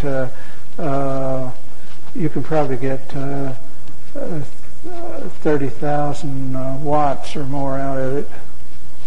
How much input, though? How much? The input, that's a 12-volt gel cell. How many? So it's doing things which, unless you know what's going on there, can't be done. So it's going to be determined by degree, which is your power supply, but it's going to want to sink a certain amount of power in that source. There's a lot of things happening there, and you would have to have seen the speech I gave last year, or the book, which has got the details in it, which would explain that. This is something anybody could build? Well, anybody should be able to build it, but it doesn't always work out that way. There's not very many pieces there, and the source of those pieces is not very complicated. The only thing on there that would create much of a problem would be that number 3. The rest of it you can get down at Ace Hardware or your local lumber company or Radio Shack. You would think that would be very easy, but I can tell you that after I presented this thing last year, that there were hundreds of people that tried to build it, and there were an awful lot of frustrated people. And out of that several hundred people, I guess, that I'm aware of that tried to build it, there were 6 to maybe 9 that were successful. This is described in your book. Yeah. And I can tell you that the PhDs were the ones that flunked out the fastest. the ham radio operators and people like that were the ones that were successful. Yes. So theoretically, you can take the output of that transformer, run it through a 12-volt converter, and plug it back in and replace that battery. Yeah, we can start all over again. You can put these things in stages and do all kinds of things, but you can actually have a much higher output than this. You can have up to, say, 30 kV from this particular device. What kind of wire did you use for the L2 or the L1, 2, and 3 on this one? Okay, the number 7 there is from Barker Williamson's in Pennsylvania. They make professional coil makers, and they were the ones that made the real pretty silver coil. It was one of those earlier ones.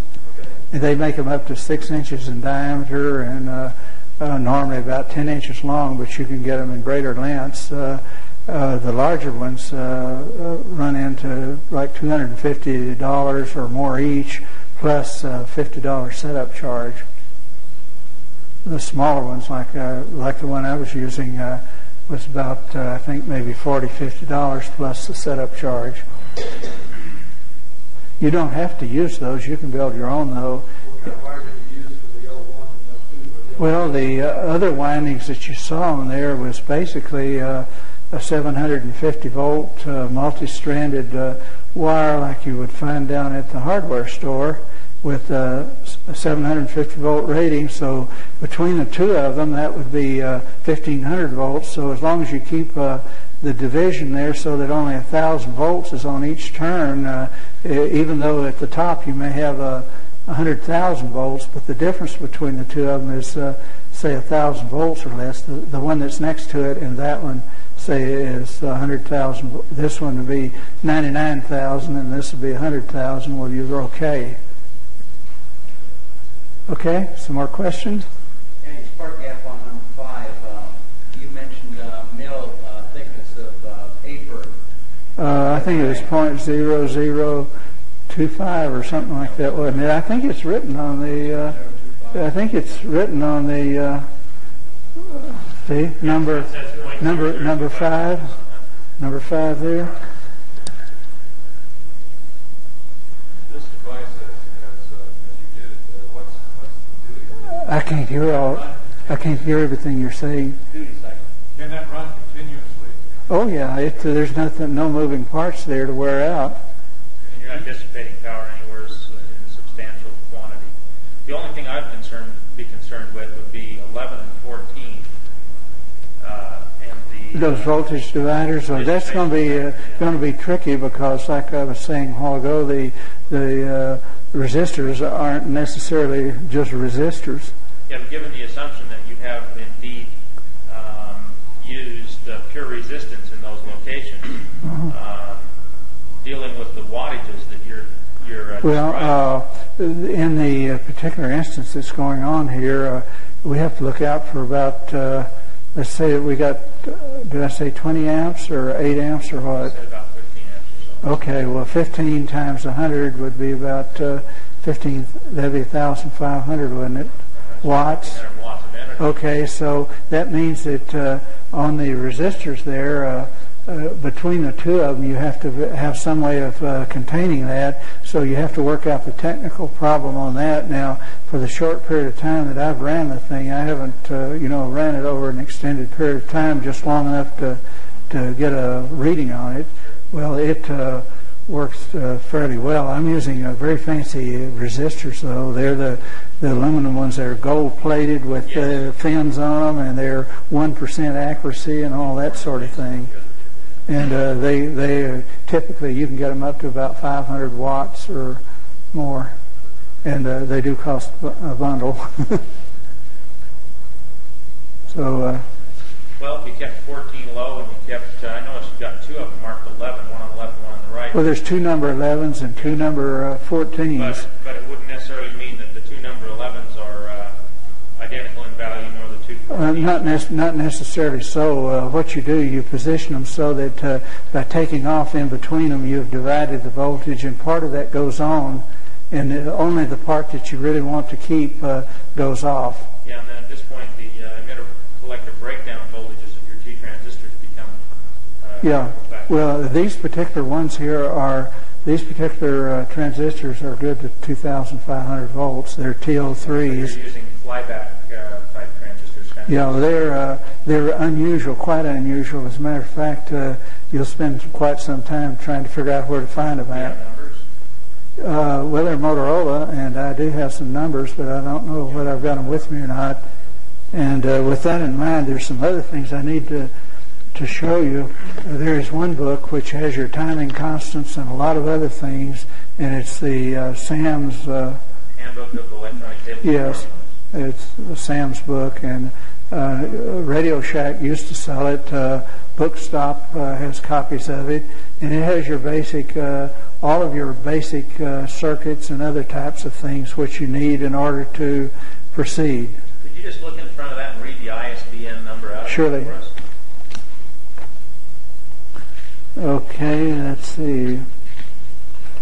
The ISBN number on this particular book should be right here. Oh, the darn.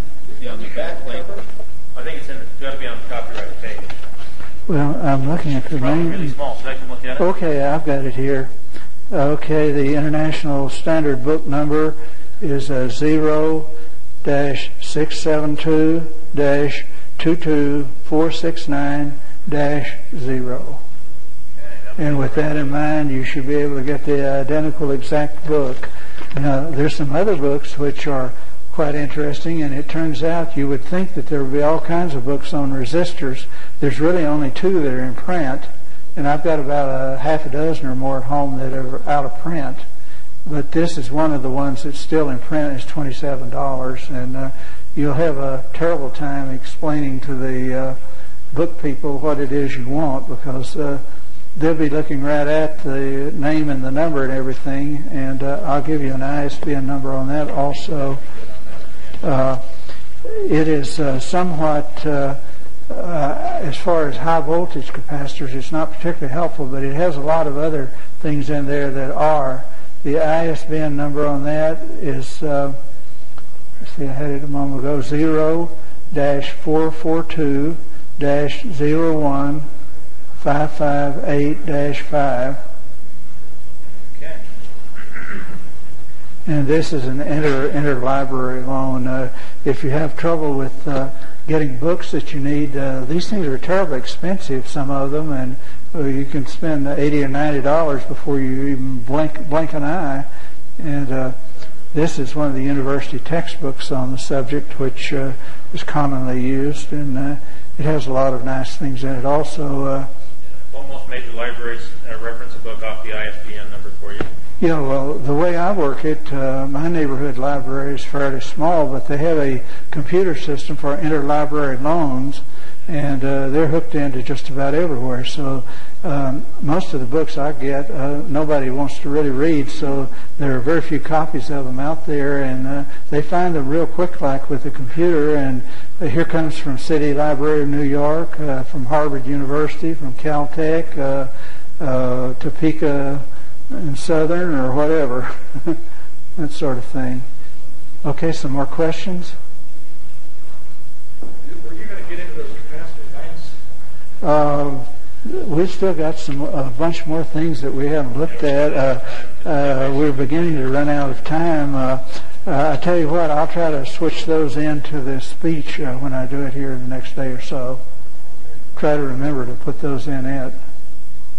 Okay, we're getting pretty close to close down time, so let's have some more questions and a couple more. I have just one significant question, I guess, and that is we've dealt with the apparatus fairly extensively and showed commercially available equipment to work to use in building the apparatus. But I'd like to focus, if we could, on the source. Sources of those materials? No, not the source of material, but the sources of the energy. As to where it's coming from? Okay, basically this goes back to the speech that I gave last year here, where everywhere all about you in huge numbers are electrons.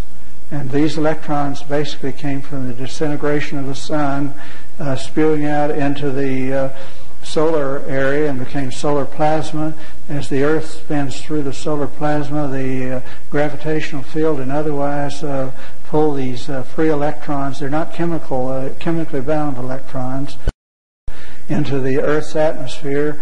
And the way you know where they are is by the level where your visible light starts forming, and it's like maybe 50 miles or a couple of hundred miles up in the air. In other words, the solar plasma, which of course also consists of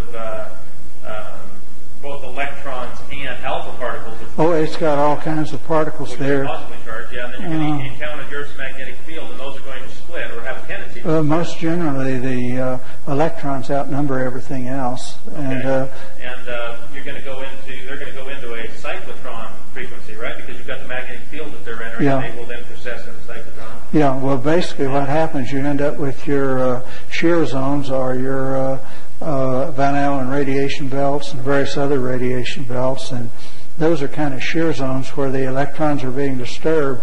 So anytime you disturb an electron, when you push it forward, it gives off a magnetic impulse, and when it pops back to where it was, it gives off electrical impulse. And this can go on forever and ever. That electron is not diminished in any way. Acceleration or deceleration of the electron causes radiation. Yeah, when you disturb the electron, you're causing electricity. In a conventional system, you've got your coils and magnets whizzing by each other, and that's disturbing the electrons, and that's where your electricity is coming from. Is there a particular frequency that seems to be best for coupling with that kind of energy? Not really. The frequencies which conventional generation is set at are horribly wasteful and very, very inefficient. And I don't know whether that was intentional or otherwise, but if they intended to do it wrong, they succeeded. Yes. Given the source that we believe we're tapping here, using a tickler, basically. Yeah, they're just everywhere in large. Mechanism so that 6A can couple into that energy. You know, you're basically disturbing the electrons, and the magnetic flux lines are greatest up around 6A there, and so basically none of the electricity from the battery has ever passed through any of those coils.